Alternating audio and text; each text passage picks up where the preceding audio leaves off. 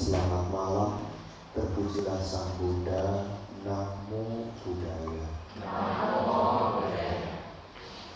Pada kesempatan malam yang baik ini, kita punya hubungan karma baik, yang mana kita dapat melakukan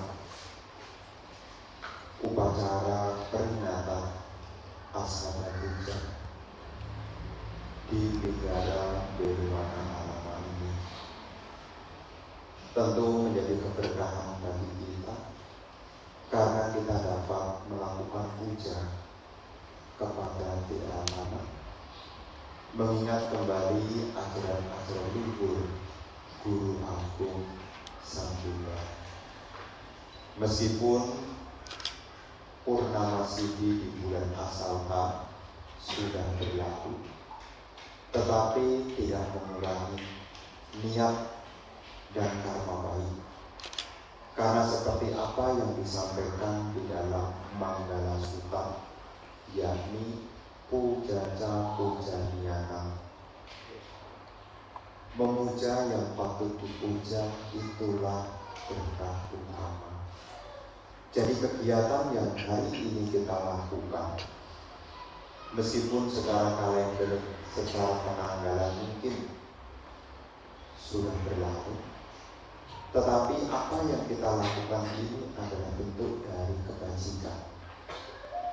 Karena perlu ibu bapak pahami bahwasanya puja adalah cara untuk mendekatkan kita kepada ajaran Sang Buddha. Makanya di dalam ajaran Sang Buddha ini ada beberapa kali puja yang kita lakukan, termasuk ya puja bakti. Ya, selain ada Asada Puja, Waisata Puja, Maka Puja, termasuk rutinitas mingguan, yakni ada puja bakti. Puja adalah menghormat. Puja adalah cara untuk mendekatkan. Maka kalau jadi umat Buddha sudah mulai jarang puja. Apakah puja hari raya, apakah puja bakti, maka akan ada kemungkinan kalau puja sudah lupa, maka alamat wihara juga sudah mulai lupa juga. Kalau sudah lupa puja, sudah lupa alamat wihara, nanti akan diikuti dengan lupa meditasi. Kalau meditasi saja sudah lupa, nanti lupa juga jaga moralitas. Moralitas juga sudah lupa, lama-lama lupa berdana. Berdana sudah lupa, lama-lama hidupnya ya dalam arti dhamma itu tiada guna. Kalau orang hidup tanpa kebajikan itu sebetulnya tidak ada guna juga, cuma buang-buang waktu. Ada beberapa sebab di zaman sekarang orang lupa puja bakti. Sebab yang pertama karena kesibukan, sebab yang kedua karena kebanyakan uang. Jadi kalau alasan pertama lupa puja bakti karena kesibukan itu masih oke. Tapi juga ada loh orang lupa puja bakti, lupa perayaan hari besar karena kebanyakan uang. Kalau punya uang, yang direncanakan bukan pelihara. Betul kan? Kalau punya uang, yang direncanakan bukan pelihara. Nah, biasanya kalau orang nggak punya uang itu lupa segala-galanya. Tapi kalau orang banyak uang itu perlu perencanaan. Nah, kalau orang uangnya banyak, bisa dibayar, semua direncanakan.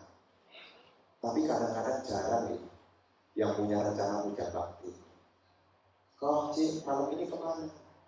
Nggak kemana-mana. Ayo ke wihara Wirwana. Enggak kan?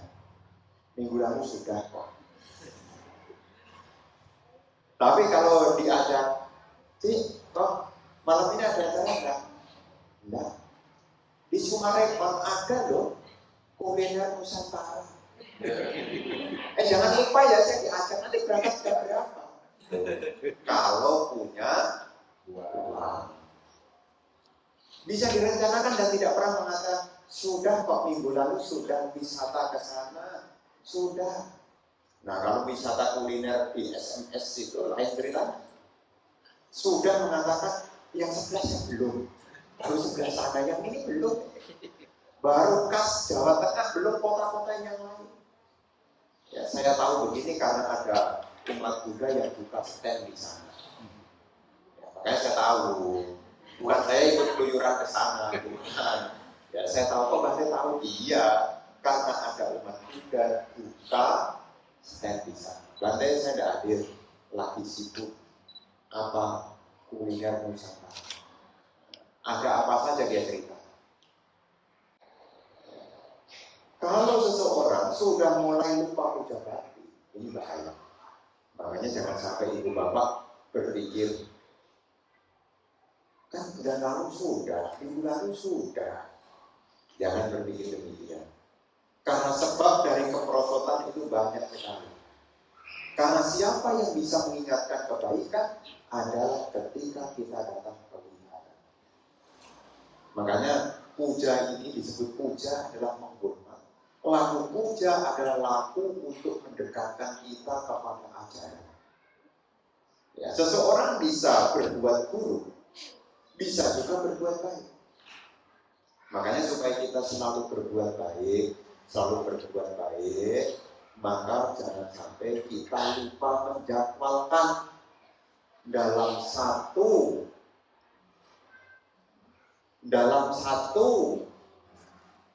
jangan dijawab dalam 1 tahun, dalam 1 minggu sebisa mungkin dijadwalkan. Andai kata tidak sempat 1 minggu, 1 bulan. Ya, kalau 1 bulan tidak sempat, minimal minggu ini datang, besok tidak, besok datang, besok tidak. Berarti masih ada usaha.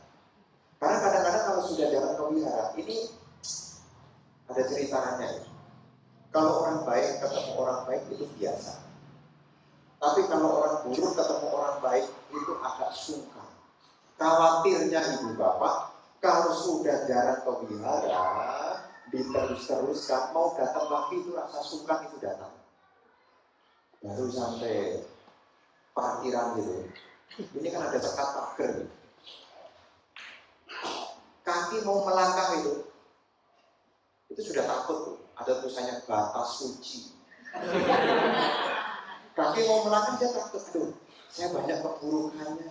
Akhirnya sampai di parkiran masih mending kalau sambil dengar-dengar nguping-nguping sepatah 2 patah kalimat yang masih mending. Sampai parkiran,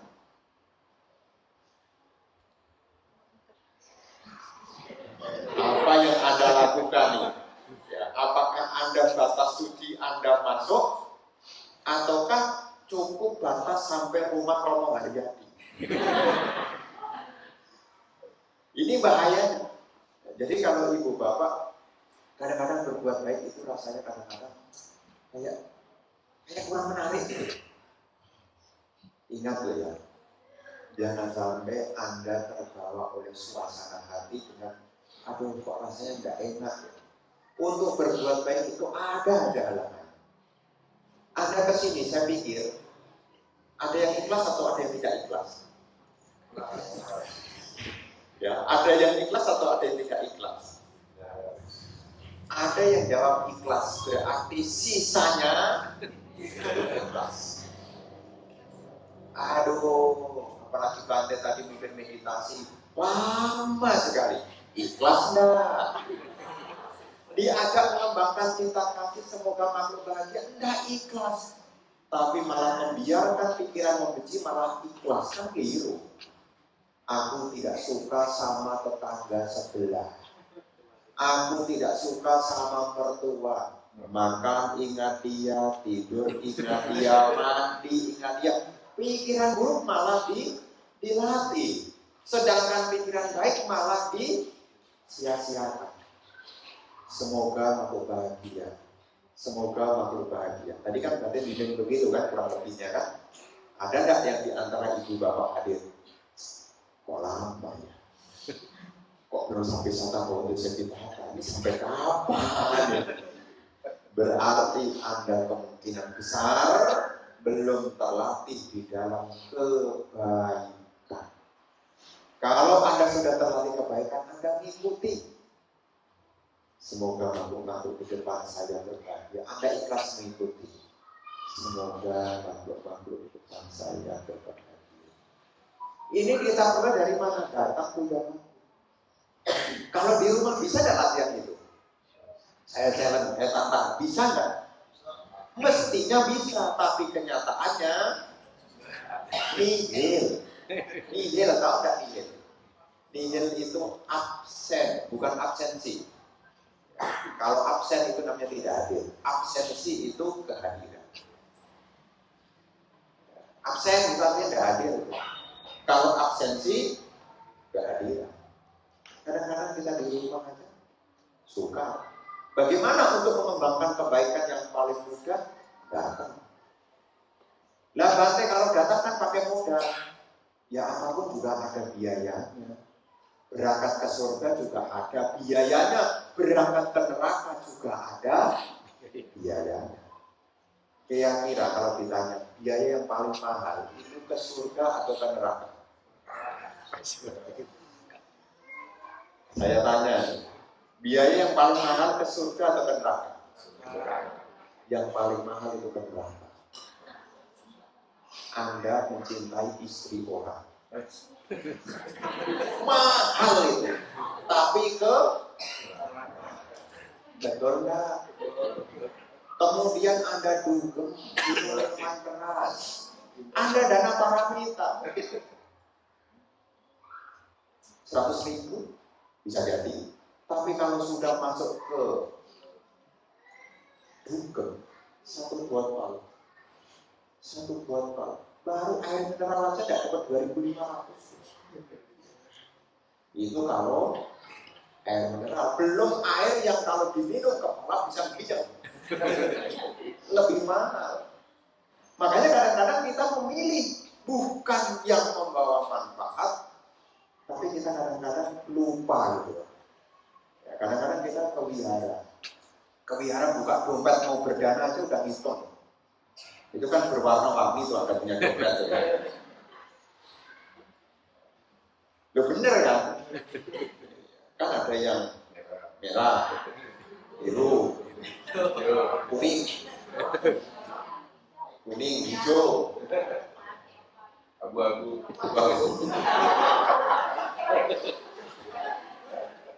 Ketika memimpin kerja bakti, marilah kita berdana. Kira-kira yang dikeluarkan yang pertama apa? Jika dibandingkan nyawer gampang roknya,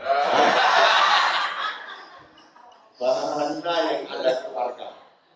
Bukannya nggak boleh, nggak boleh. Ya, kok Bante tahu? Ya biasalah namanya juga Bante. Jadi kadang-kadang yang baik, kadang-kadang kita ragu. Yang kurang baik, kadang-kadang kita lebih yakin. Ya gampang-gampang bukan tidak boleh, itu kan hiburan. Daripada jenuh kan olahraga. Daripada ngumpulin orang, ya ada daripada ngumpulin orang ya olahraga. Ya habis Bante mau senam aerobik juga tidak ada temennya. Ya ngomong tetangga ini ada pesta, masih ada nggak di sini? Siapa tahu makin tahun-tahun makin dilupakan orang. Ya soalnya kadang-kadang lama-lama kan budaya lokal kan bisa tergerus. Masih ada. Jadi mama daripada sakit hati, daripada gondok artinya nanti kalau ada itu olahraga. Tapi yang pantas lah, yang sopan. Ya supaya ada bedanya. Ini umat wihara yang gampang promongnya kayak apa? Jadi supaya ya lebih sopan. Jadi ibu bapak saudara-saudara, kita kadang-kadang datang ke situ yakin Tapi pemeliharaan juga jangan sampai salah yakinnya. Kenapa hal ini Bante sampaikan? Bukan saya menghalang-halangi Anda untuk bersenang, tapi kewajiban biku adalah menunjukkan kebaikan. Ini kewajiban biku. Jadi saya tidak mengganggu Anda punya kesenangan, tapi kewajiban biku itu adalah menunjukkan kebaikan. Ini kewajiban. Ya.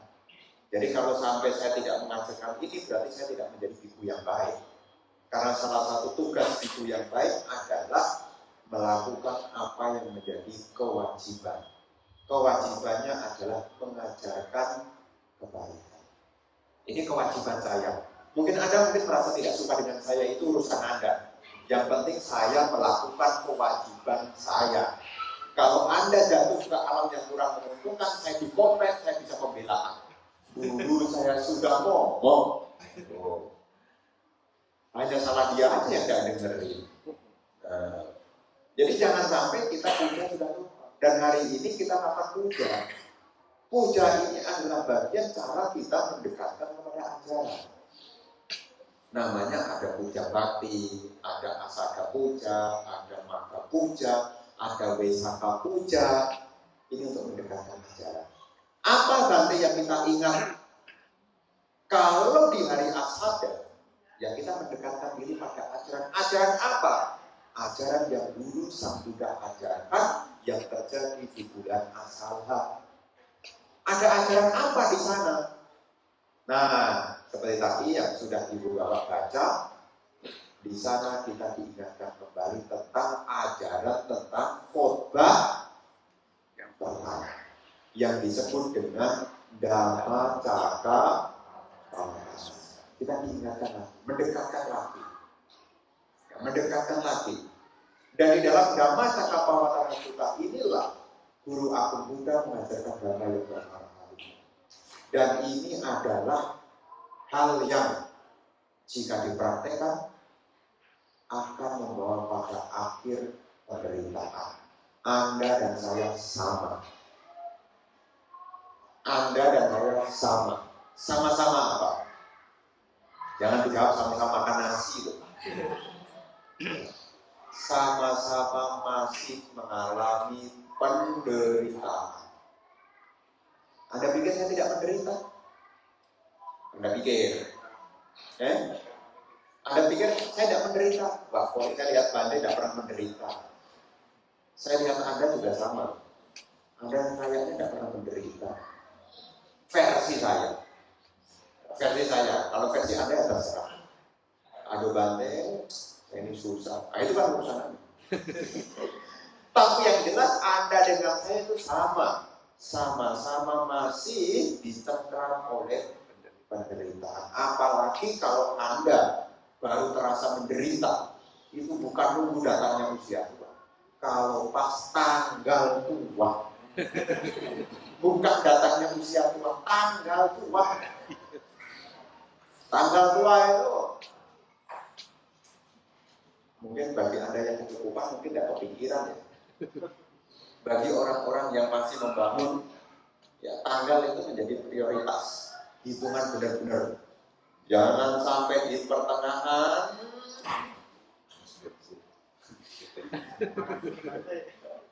Jangan sampai di pertengahan ini tidak ada amunisi untuk nyisakan sampai akhir. Harus dihitung matang-matang. Ini kepandian ibu-ibu. Ibu-ibu sangat pandai sekali. Pokoknya dikasih berapa cukup aja. Itu kasih 20.000 cukup. Ya, tapi masakannya ya cukup itu. Pokoknya cukup aja, cukup itu. Ya, kasih 50.000 cukup juga, cukup itu. Makanya ibu-ibu kadang-kadang salut sama ibu-ibu. Semua cukup, termasuk ibu saya. Kadang-kadang dikasih zaman dulu ya, dikasih bapak saya 5.000 itu cukup. Tapi ya keluarnya itu nasi, sambal, kerupuk. Ya cukup itu aja. 5.000. Zaman saya kecil. Mungkin kalau sekarang 5.000 mungkin cukup untuk apa ya kalau 5.000 ya? Cukup untuk beli ikan asin. Ya. Tapi zaman dulu, ya kita ini sama gitu. Kita sama-sama masih mengalami penderitaan. Siapa yang tidak menderita? Kalau kita tanya siapa? Kan sebenarnya kita ini kan sawang sinawang. Sini melihat sana tampaknya lebih bahagia. Sana melihat sini. Mungkin Anda lihat Romo Haryadi sangat bahagia. Tapi Romo Haryadi mengatakan lain. Ibu gue lebih bahagia karena Romo Haryadi sebenarnya mikirin Zoom. Ini waktu jam kuliah. Kalau ada banting ucap bakti terpaksa saya tidak ikut Zoom. Lalu karena temannya yang lain tadi pada mondok di atas. Ya, karena hari ini udah bakti artinya Zoom-nya absen. Ya sama, Anda lihat saya. Sebenarnya saya ini capek juga aslinya, tapi tidak kelihatan. Tidak kelihatan. Ya, tidak kelihatan. Tadi sebelum ke sini saya tadi sudah keliling bedside. Ya, jadi melihat penderitaan. Ya ternyata kita semua sama. Mungkin belum terasa, mungkin kadarnya beda-beda, tapi mesti diingat. Kalau kita sadar kita ini menderita, maka kita harus bergegas mendekatkan diri kita kepada Dhamma supaya kita punya solusi, supaya batin kita siap menghadapi penderitaan. Karena kehidupan ini bukan berjalan senang-senang saja.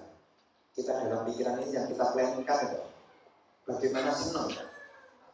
Jarang loh yang terpikiran bagaimana mengatasi penderitaan itu jarang.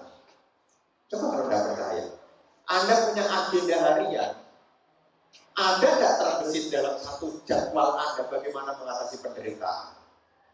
Yang terjadwal adalah kesenangan. Ya, nanti mau jalan kemana, nonton apa, dengar apa, makan apa, benar. Kalau Anda renungkan baik-baik dalam satu hari ini, tadi apa yang Anda lakukan? Itu urusan dengan kesenangan. Bangkit tadi pagi ngopi, setelah ngopi sarapan, setelah sarapan kerja, setelah kerja ngobrol sama temen, bikin agenda makan siang di mana. Sampai malam. Kalau hari ini seandainya tidak puja bakti, ini larinya kesenangan lagi. Kalau tidak puja bakti, kira-kira kemana kalau hari Jumat malam begini? Kalau tidak puja bakti katanya. Kalau tidak puja bakti, kemana? Di rumah, ngapain? Selonjoran. Ya, sambil selonjoran ngapain? Main handphone, nonton apa? TikTok, bukan streaming Dhamma juga. Bukan streaming Dhamma juga. Jadi larinya ya ke situ lagi. Maka ketika kita datang ke wihara, kita diingatkan lagi supaya apa, kita ingat ajaran. Hari ini adalah hari Asada. Di sini khotbah yang disampaikan adalah Dhamma Cakkappavattana Sutta. Di situ kita ingat ini khotbah penting. Pentingnya apa? Ini sebetulnya sebagai solusi bagaimana kita mengakhiri penderitaan. Dhamma Cakkappavattana Sutta ini adalah khotbah penting sehubungan dengan cara untuk mengakhiri penderitaan. Makanya di dalam Dhamma Cakkappavattana Sutta itu Sang Buddha mengajarkan tentang 4 kebenaran Arya.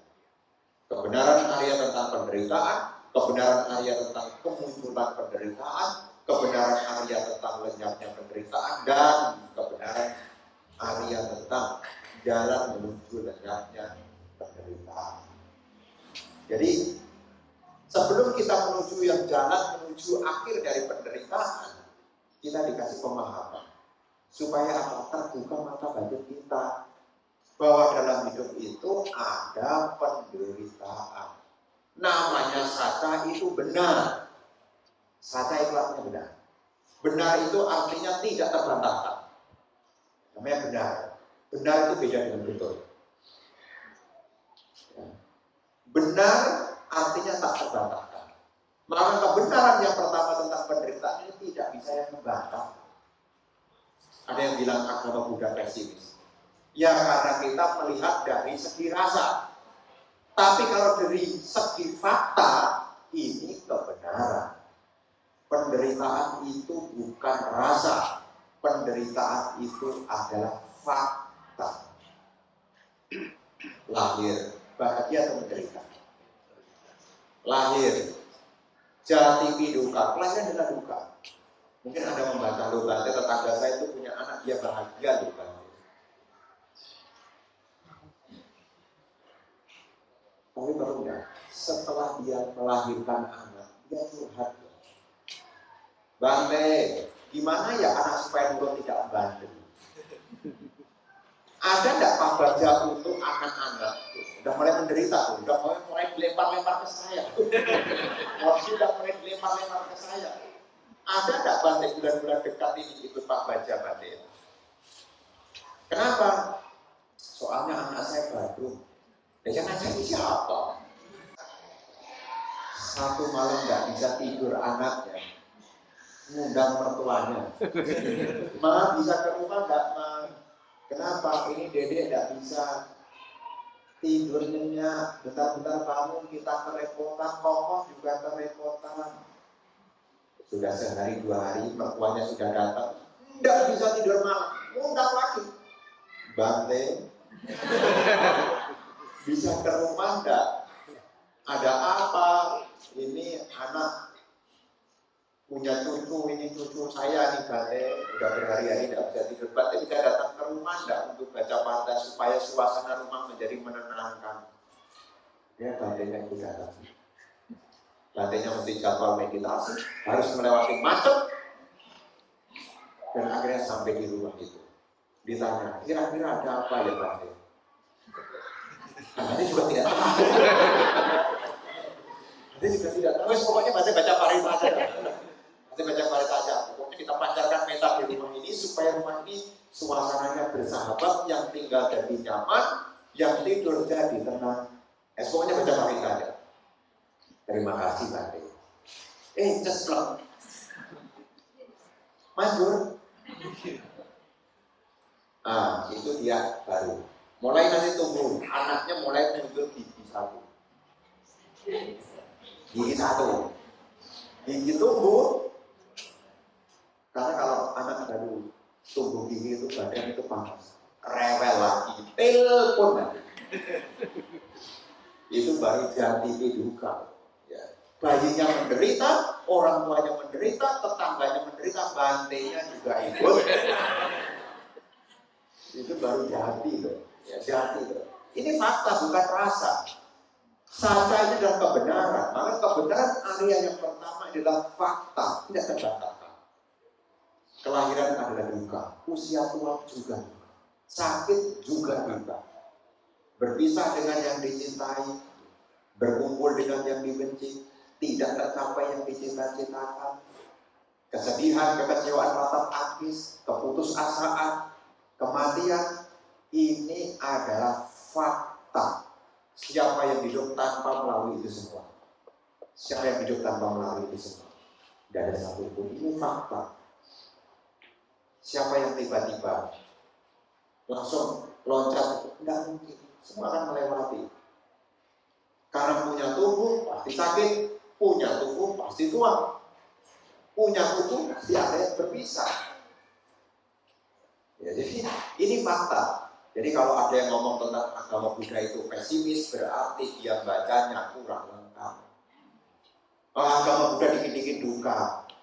Itu bacanya pakai rasa. Coba kalau pakai data. Berapa banyak warga, apa nih, daerah mana? Bojonegoro, ada berapa RT RW? 35 Pak? 35 RW. Saya bukan data untuk anggota pemilu. Nah, dari survei peserta warga penduduk ini, ada nggak yang bebas dari penderitaan? Kalau Anda tengok ke sebelah, nanti punya cerita masing-masing. Ada yang cerita tiap hari bokeh 1 kurata. Tadi ngomong tentang bahasa Jepangnya nggak punya duit tadi. Kita bilang apa bahasa Jepangnya nggak punya duit? 1 kurata. Itu 1 punya cerita lagi nggak punya duit, 1 anaknya nggak bakti, 1 lagi ada curhat lagi, kasih pinjaman tapi nggak bayar. Ada 1 lagi sudah dipinjemin, bagaimana supaya tidak bayar. Nanti punya cerita. Dan pada dasarnya ini adalah fakta. Ya, fakta. Bahkan nanti ada yang mengeluh, orang tua mengeluh. Ngeluhnya apa? Kok tidak mati-mati ya? Ada orang tua begitu. Tapi saya pikir jangan begitu. Para umat Buddha, kalaupun usianya lebih baik diisi kelebihannya dengan pikiran kita kasih. Loh ada loh, orang undang Bante baca Parila itu ada. Bante, saya sudah bosan hidup di dunia ini. Kenapa? Dia kena stroke. Udah bertahun-tahun dia tidak bisa jalan, cuma ya kebanyakan tidur. Ya, dia cuma pulang balik. Dia nunggu. Kok ada mati-mati? Pokoknya anaknya pada perlu Bante ini mak kasih nasihat Bante. Karena kalau ketemu sama anak-anak mintanya satu, mati. Saya bilang gak usah buru-buru lah. Gak usah buru-buru. Kita masih punya waktu, gunakan kebaikan. Saya tidak bisa berbuat baik Bante. Latihan meditasi cinta kasih. Jadi kadang-kadang lupa gitu loh. Kita orang punya cerita masing-masing. Ini adalah fakta.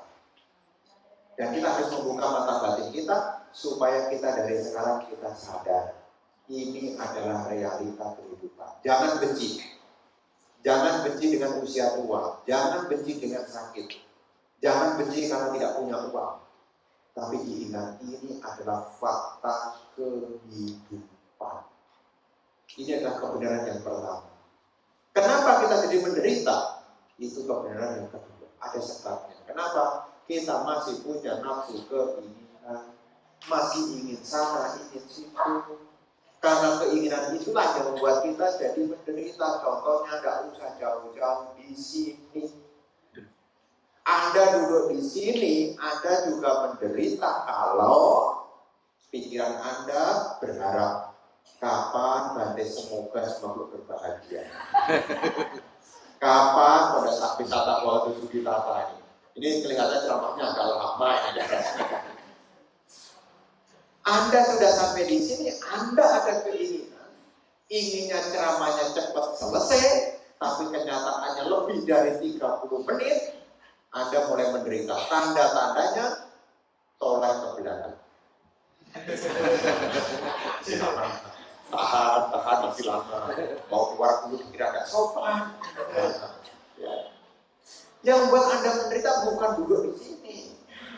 Karena bila duduk lama itu biasa kok. Anda nunggu restoran di depan Sunda, lesehan sama seperti di sini. Karena kadang-kadang saya kalau diundang umat undangan dana makan di luar di restoran gitu ya. Sunda itu kan lesehan. Persis loh tempat duduknya itu dengan persis. Spotnya persis. Warnanya juga coklat. Gak tahu dia ngambil dari Bihar. Ini sama coklatnya. Ya. Sama coklatnya. Ya sama coklatnya. Tapi kalau di sana betah. Nunggu agak lama sedikit tetap tahan. Kok belum keluar? Bentar. Masih tahan. Masih tahan. Tapi kalau di Bihar baru 30 menit.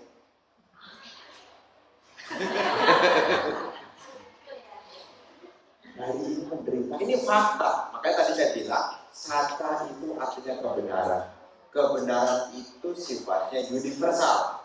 Kebenaran itu fakta.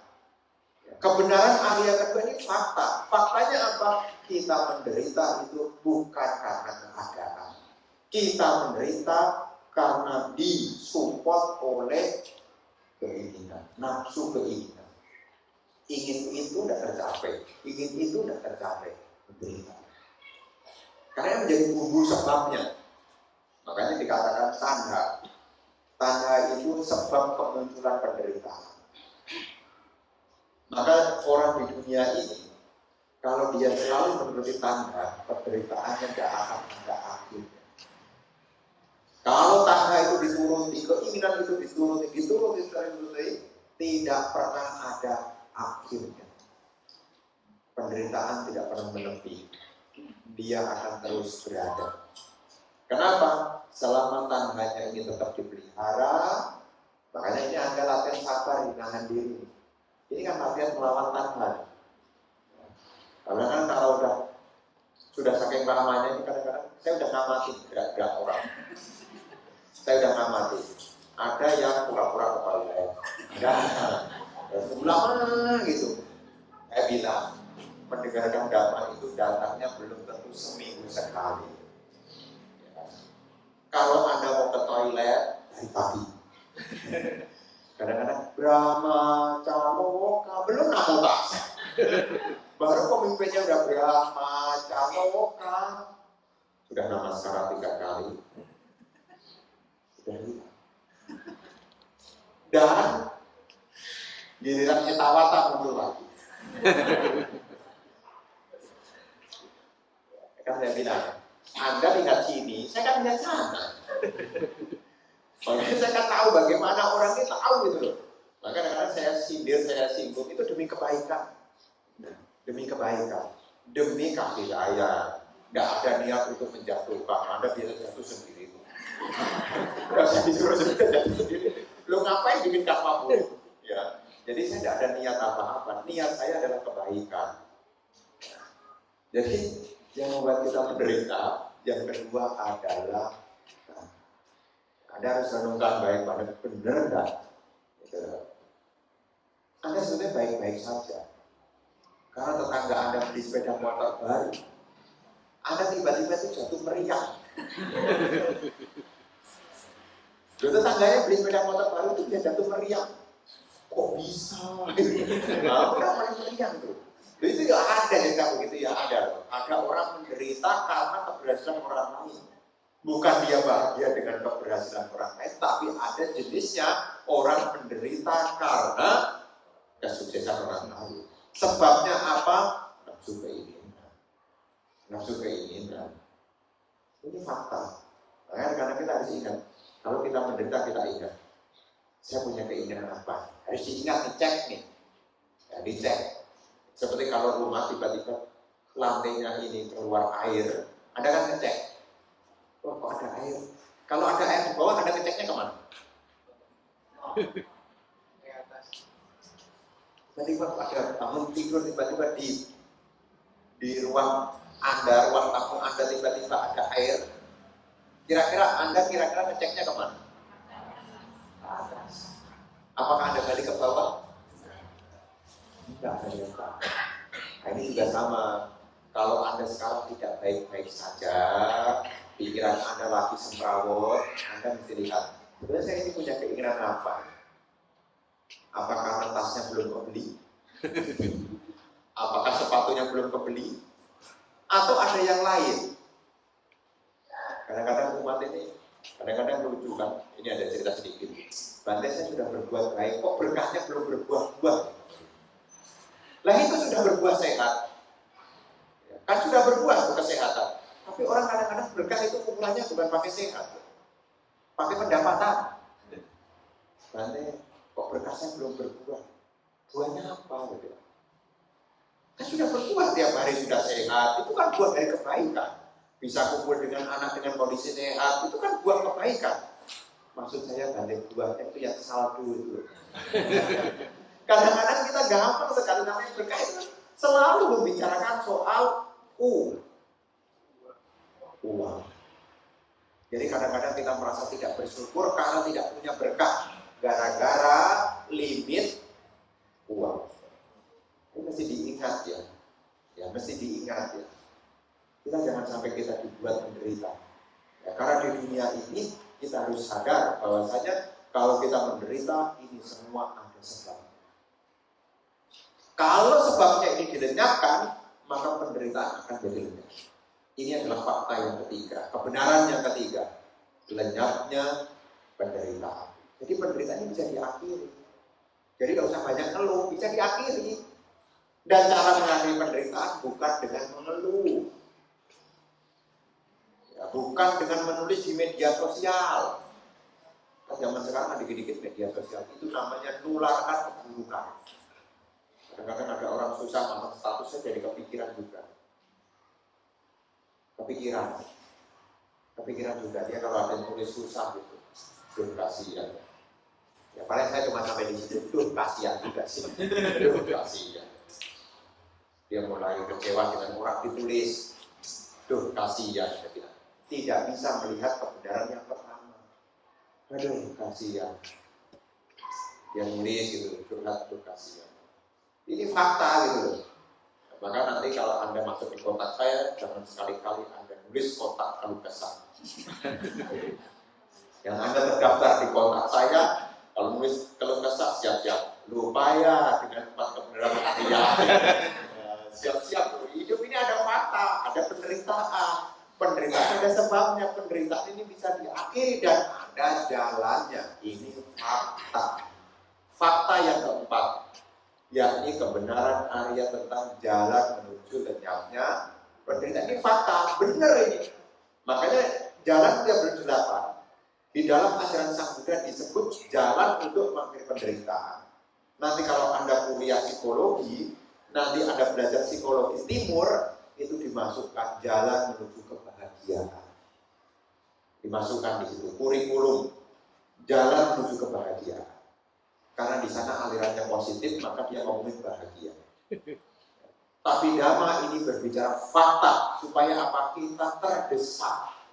Kalau terdesak biasanya orang maksimal. Ini ciri khas orang.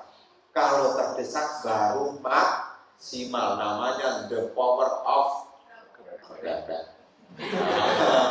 Kadang-kadang ini yang jadi mahasiswa kalau nunggu deadline. Ya deadline, ya, garis dead. Sampai malam sampai tidak bisa tidur demi tugas. Padahal dari kemarin bisa ngangsur. Di situ dikatakan bahwasanya jalan untuk mengakhiri penderitaan adalah fakta. Maka kalau Anda ingin mengakhiri penderitaan, yang pertama Anda harus punya pandangan. Pandangan benar itu seperti apa? Paling dasar Anda harus belajar tentang hukum sebab akibat. Apa yang kamu tanam itulah yang akan kita petik. Itu yang paling dasar. Orang punya pandangan benar. Jadi dia tidak pernah mengeluh, tidak pernah menyalahkan, karena ini semua adalah benih yang pernah ditanam. Kalau dia berhasil, dia tidak lupa diri. Kalau dia sukses, dia juga tidak menjadi rendah diri. Kenapa? Karena semua ini sesuai dengan benih yang ditabur.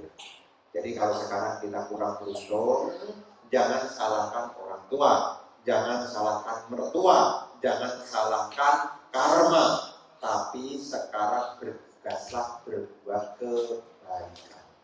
Supaya apa? Kita tidak menderita. Kebaikan ini banyak serinya, banyak macamnya. Ada berdana, ada menjalankan sila, ada meditasi. Ini jadi kita lakukan. Tapi syaratnya bagaimana? Harus punya pandangan benar. Kadang-kadang kita hanya mengikuti suasana hati, pandangan benar terlupakan. Nah, dari mana kita memperoleh pandangan benar? Salah satunya adalah ikut puja berarti. Ini mendengar. Tapi kadang-kadang kita ini jadi baperan sih. Jadi ada apa-apa keburu terbawa perasaan, apa-apa terbawa perasaan, lama-lama pada bisa mikir. Betul kan ya? Nanti ngomong dengan istri ngomong sama suami, ada selisih paham, terbawa perasaan. Boyo mikir gitu loh. Kadang-kadang rumah tangga, kadang-kadang orang datang curhat berdua gitu. Kadang-kadang saya mau komplain sama Romo Pandita. Yang nikahkan siapa, yang komplain kemana? Terus saya udah nikahkan, kok sekarang komplain ke saya? Kadang-kadang, tapi saya tidak berani ngomong gitu. Yang nikahkan siapa, komplainnya kemana? Kan saya tidak ikut-ikut. Saya ikut cuma blessing, cuma petik air, cuma dikit doang. Saya tidak ikut panjang-panjang. Kadang-kadang saya bilang, kenapa ada masalah? Ini kan masalahnya kan urusannya dengan pandangan. Jadinya ada namanya pandangan salah. Kenapa dia belajar pandangan salah? Karena dia salah paham. Kenapa dia bisa salah paham? Karena pahamnya salah. Nah, kadang-kadang komunikasi ini kan urusan salah paham. Ribut, gue mikir gitu loh. Ini perlu saya sampaikan. Jadi supaya kita mikir gitu loh. Kalau ada apa, mikir dulu. Kira-kira bahasa yang paling halus apa kalau untuk marah? Pikir. Nah kalau di rumah tangga Anda sebelum apa-apa Anda pikir tuh, tapi kata-kata pakai perasaan tiba-tiba diem. Ini suami istri, kadang-kadang suami juga curhat sama Bante juga. Bante berhari-hari istri saya diajak ngomong dan nyambung. Ada nggak meditasi pengembangan kita kasih yang cespleng Bante? Saya gampang bilang, warna merah. Warna merah itu kita kasih yang cespleng. Udah Bante tapi tidak manjur. Coba ngomong dari hati ke hati lah dengan hati-hati. Ya. Tapi kenapa itu terjadi? Kadang-kadang keduanya ini tidak saling berpikir. Kadang-kadang sudah diketemukan. Ya kadang-kadang saya juga jadi juru damai juga. Ini cerita masyarakat, juru damai Pak. Ini masalahnya apa kepada ribut? Mestinya dia tahu kan? Dia ada pernah ngomong apa sih? Coba ngomong, mestinya dia paham. Ini kadang-kadang istri ngomong gitu tuh. Ini adik-adik mikir gitu. Karena itu tahu gitu. Ngomong, kalau ada teman ngomong. Ya mama juga bukan maha tahu. Papa juga bukan maha tahu. Jadi adik-adik kalau ada apa-apa jangan nganggukkan, mikir. Minta HP dan diturutin, jangan ngambek. Jangan males belajar. Boleh mikir, kenapa papa tidak berikan HP? Mikir. Ini namanya punya pandangan benar. Makin kesini kan gampang nuntut, tidak mau nih.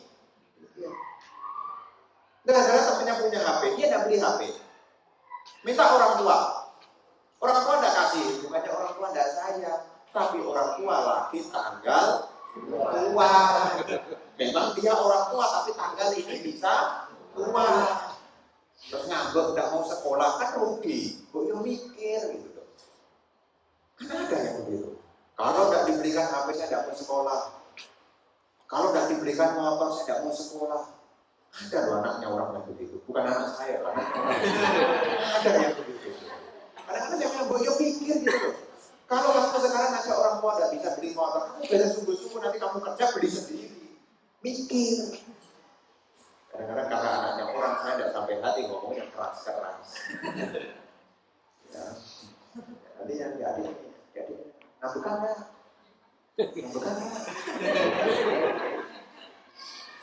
Tuh, anak-anak sekarang ngambukan. Jadi minta pun apa? Dia minta apa? Selat apa? Koin apa namanya? Loh ada loh, sampai ibunya tuh nangis-nangis loh. Gara-gara anaknya minta permainan game pakai apa gitu, saya nggak begitu perhatian karena bagi saya itu nggak penting. Ya nggak tahu. Apa gitu sampai orang tuanya tuh nangis, jadi ibunya nangis loh. Gara-gara anaknya tidak mau belajar karena permainan game itu pakai. Game yang pakai berbayar. Yes. Itu. Ya pokoknya jangan pura-pura tidak tahu lah. Yes. Itu kadang-kadang kasihan. Nah ini kan menderita. Dirinya menderita, orang tuanya juga menderita. Kenapa tidak punya pandangan benar? Apa-apa terbawa oleh perasaan bodoh mikir. Kadang-kadang anak-anak juga perlu dipikir gitu. Minta HP tidak diturutin, ya nggak apa-apa. Namanya juga orang tua mungkin tanggal tua. Kalau pengen dapat HP, ya rajin bekerja nanti. Dimulai dari rajin belajar. Rajin belajar, sungguh-sungguh jadi orang sukses. Akhirnya bisa cari duit. Kalau tidak cari duit, bisa beli HP. Nanti temennya punya tas. Ini adik-adik yang gadis-gadis. Nanti minta tas, mamanya udah kasih tas, ngambek, nggak mau les, nggak mau sekolah, ngambek, nggak mau makan. Bodoh mikir. Kan sama kan kasusnya, yaitu selalu jadi anak juga harus mikir, jadi suami yo mikir, jadi istri yo mikir, jadi Bante juga mikir, ya, supaya tidak baperan. Ya bisa baperan juga loh kalau nggak mau mikir. Makanya kita punya pandangan benar ini untuk bekal supaya kita bisa berpikir. Makin kesini orang itu pikirannya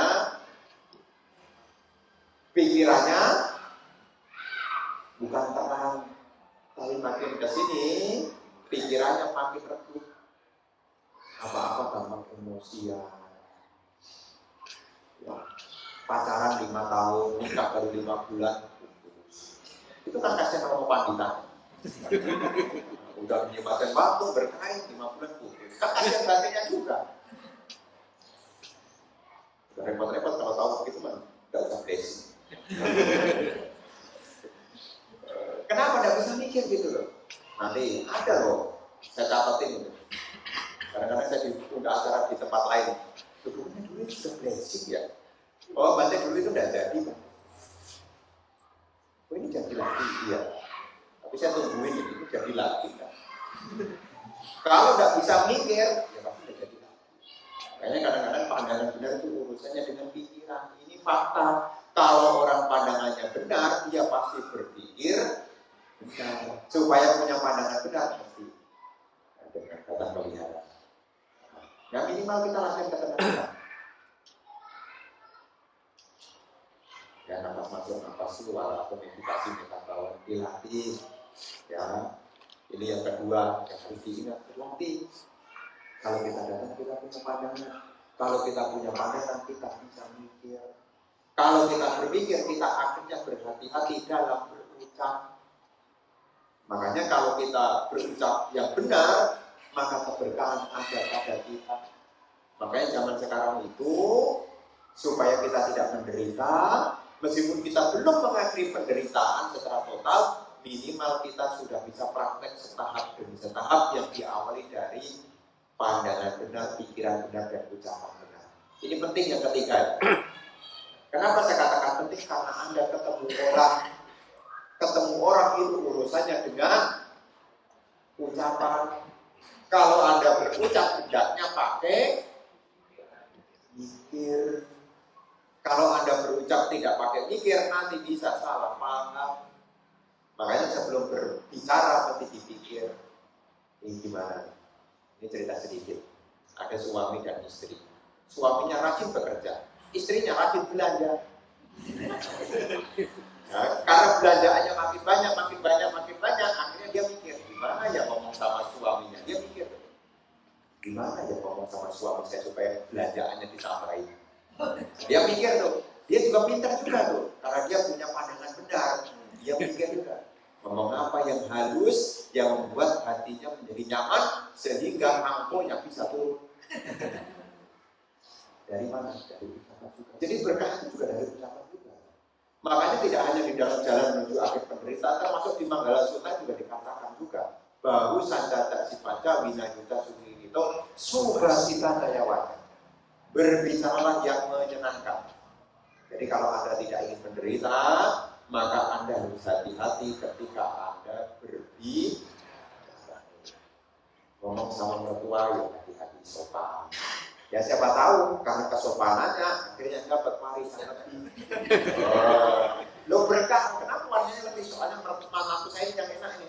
Enak dia diajak ngomong enak, nyambung, gak bikin sakit hati. Pokoknya dia yang paling menyenangkan dah. Tuh.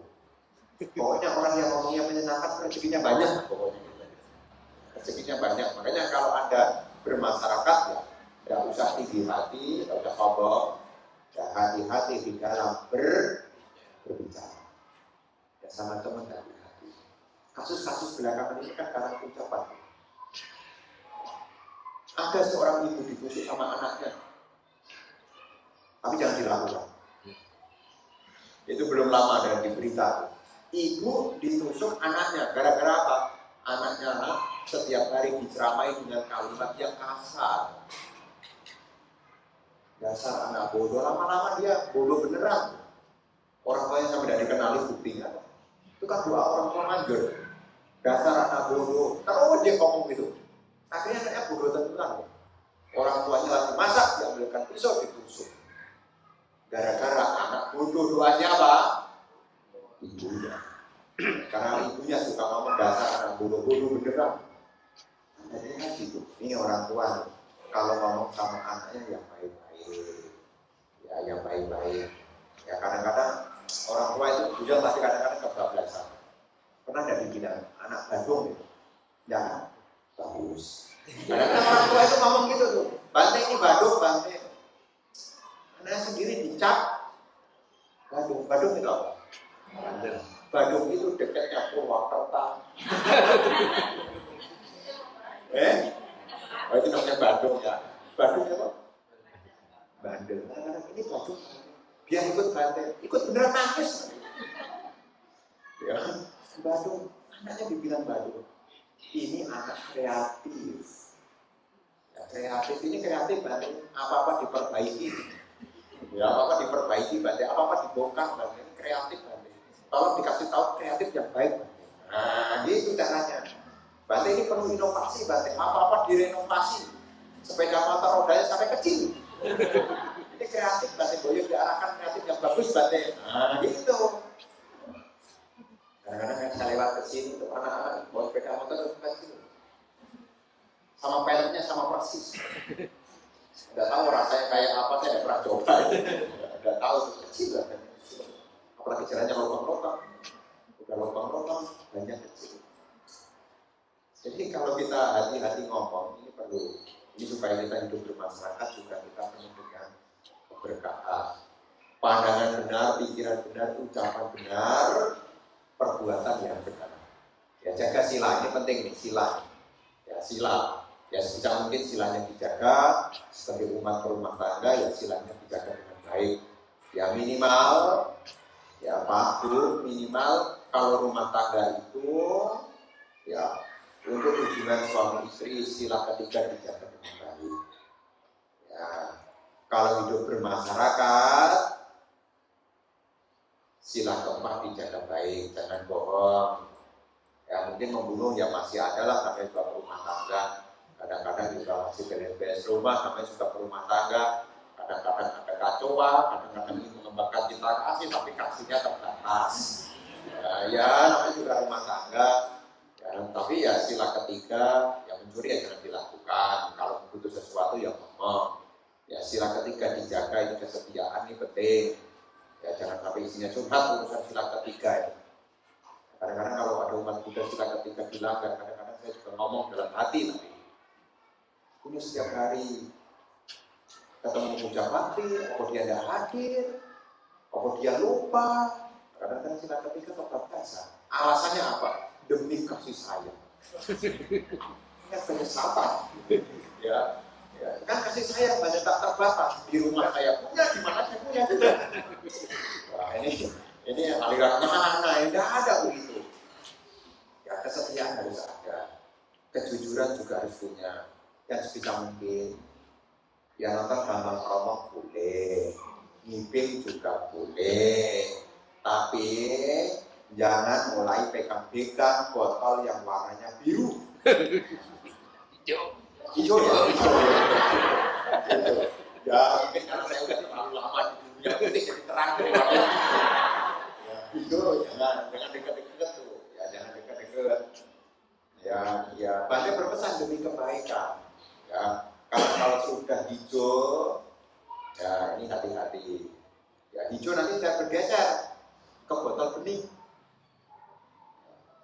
Kadang-kadang saya di rumah umat saya lihat, weh gede-gede, diminum ya, koreksi berarti. Botol gede warna putih. Kadang-kadang saya tahu, tapi saya pura-pura tidak tahu. Saya tahu tapi saya pura-pura tidak tahu. Terus saya tanya, diminum ya? Enggak, nanti koleksi. Saya pikir koleksi kalau kepepet keminum juga. Tapi sebisanya ya Pasiko. Nanti saya datang ke rumah dia, oh masih seperti itu. Koneksi, nanti ke rumah dia, oh benar, nanti koneksi beneran. Tapi tiba-tiba hilang. Kok tidak ada? Saya tanya, pecah bandeng.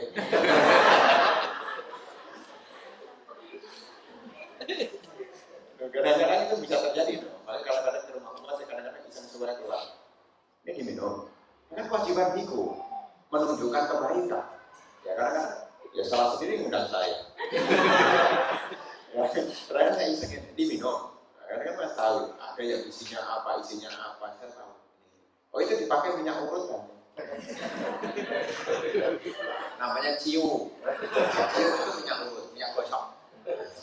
Tapi juga ada kalau kepepet juga keminum juga. Tapi diingatkan nih bahaya. silanya dijaga, saya dijaga. Demi apa? Supaya tidak menderita. Karena mungkin sekarang kalau larinya ke sana, mungkin sekarang dia merasa bahagia. Tapi perlu diingat, di kitab suci itu berbicara fakta, bukan rasa. Sang Buddha bukan meramal, tapi Sang Buddha membuktikan. Akibat dari minum-minuman keras, kalau itu dikonsumsi terus-menerus, kalau dia tidak jatuh ke alam menderita, dia lahir sebagai manusia dengan kecerdasan yang rendah. Pengen sekarang jadi orang bodoh. Kalau sekarang ada temennya pintar aja kita menderita, itu kok dia gampang hafalnya ya. Kadang-kadang saya menderita. Makanya supaya kita jadi orang cerdas, rajin meditasi, dan sekali lagi meskipun nanti nonton Kamang Romo, kalau lihat buatan warna apa tadi? Hijau. Nah ini kata ganti hijau. Lihat ini. Kalau yang bening juga harus dilihat dulu mereknya.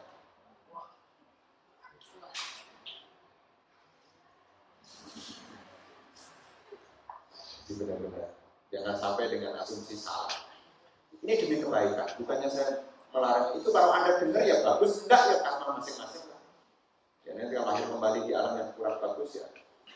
Saya ketemu saya kemudian menggantui saya Bante, minta tolong Bante, dulu udah didengar, rasain loh.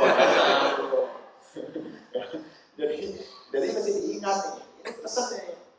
Soalnya godaan kamu itu kuat. Coba nih. Sedikit gitu kan, dibawa sedikit aja tes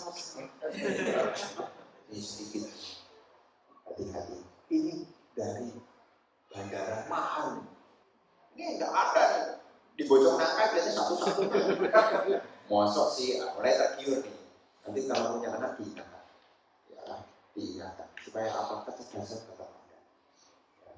Karena kalau punya kebaikan itu ya untuk siapa itu diri sendiri. Jadi kita ikut puja bakti begini untuk apa? Mendekatkan ajaran gitu loh, supaya bisa diingat di dalam kehidupan keseharian. Soalnya dalam waktu seminggu Anda kepihara berapa kali sih dalam seminggu? Sekali. Dan Anda bergaul dengan masalahnya banyak sekali.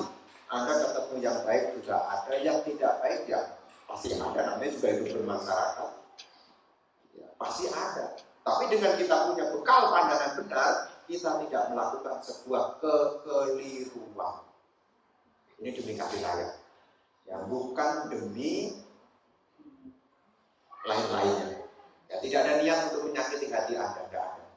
Ya, ini supaya Anda terlatih, ya terlatih. Jadi momen asada ini yang mengingatkan kita supaya kita dekat ajaran, supaya apa? Kita bisa mengakhiri penderitaan. Kalaupun kita belum mengakhiri penderitaan, minimal dalam hidup ini kita tidak membuat penderitaan lagi. Makanya pandangan benar itu mesti ada. Dan Bante berpesan sebelum melakukan sesuatu pakai mikir. Ya, kenapa orang tua suruh belajar? Mikir beliau. Jangan kamu suruh belajar terus mikir. Kalau kamu belajar, kamu jadi orang pintar. Kalau kamu tidak belajar, kamu jadi orang bodoh. Ya, orang pintar aja udah cari susah, kerjanya susah. Apalagi orang tidak pintar. Makanya yang kecil-kecil umurnya berapa? 14 tuh, masih SMP ya. Nah, setelah lagi SMA jangan gaduh. Kreatif, boleh kreatif tapi yang benar. Ya kreatif yang benar. Ya, yang benar. Biar rajin kepihara, rajin ya. Rajin. Sebelahnya rajin nggak? Rajin bagus. Ya kenapa yang katanya di depan? Biasanya yang depan ini nomor 1. Makanya kalau ada duduk kepihara, duduk kan paling depan. Berkah itu dimulai dari depan. Makin keluar makin sedikit. Kalau duduk lah. Nah, biasanya orang puja bakti terisi di belakang dulu karena asumsi habis sampai sata batu kita tak keluar dulu lah. Tapi dibiasakan berkah itu selalu datang dari depan. Karena suara jelas itu dimulai dari depan. Jadi kalau besok datang lagi depan di situ. Ya, di situ. Ini 01. Depan di situ. Supaya apa berkah? Bante saya kalau di depan itu malu. Terdepan dalam kebaikan jangan malu. Ya, terdepan dalam keburukan mestinya.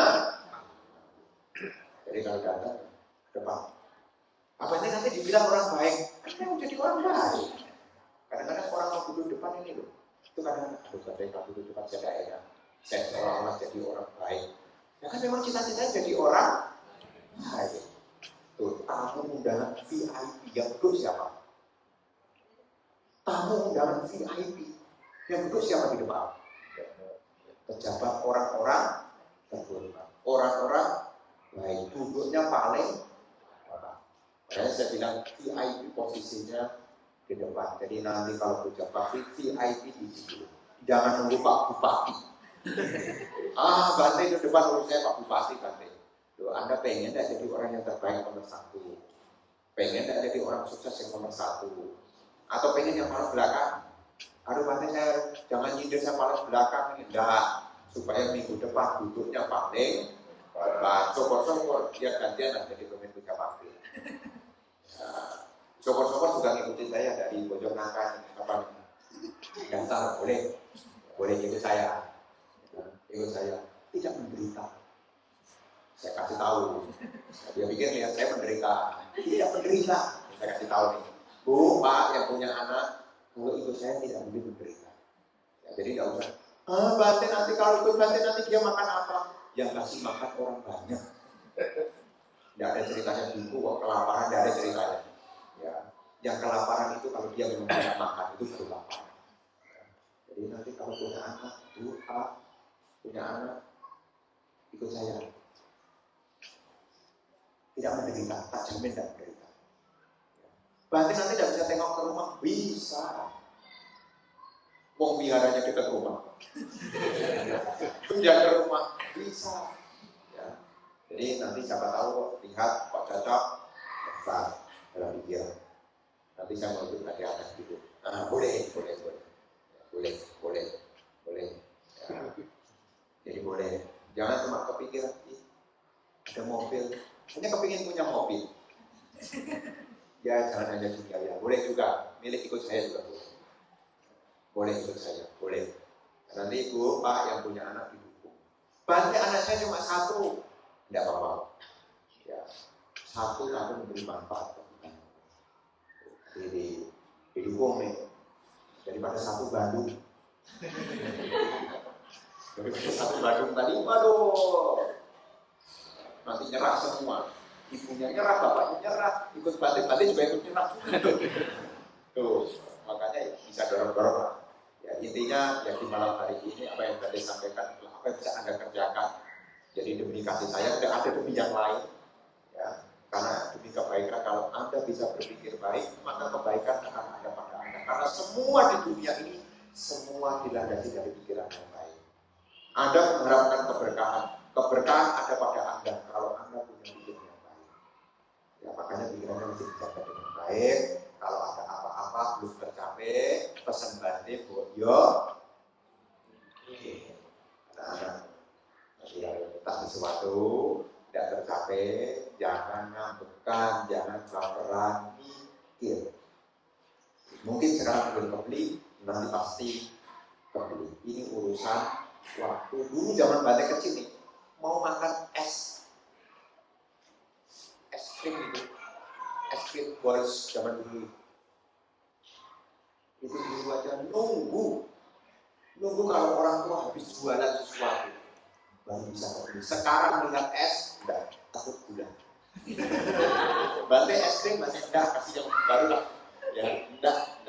Kenapa Bante? Hemat gula. Kenapa Bante? Soalnya minim berat harus hemat gula. Kan zaman sekarang kan begitu, harus hemat gula.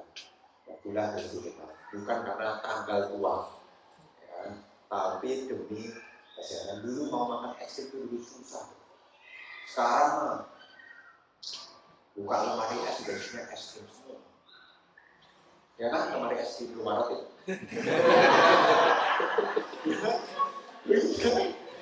Ya es semua kan.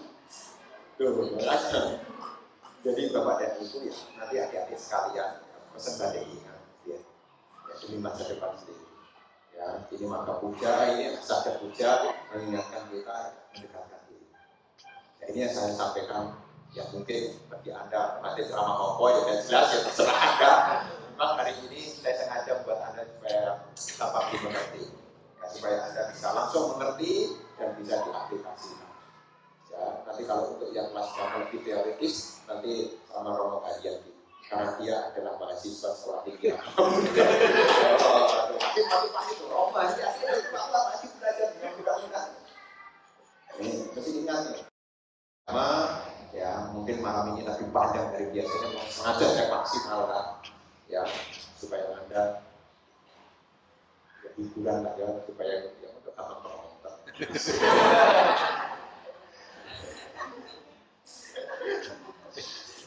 Ya semoga berkah pada Anda semuanya. Ya semoga Anda selalu sehat, bahagia, sejahtera, rajin, semangat pelihara. Dan semoga semuanya berbahagia sampai saat waktu suci.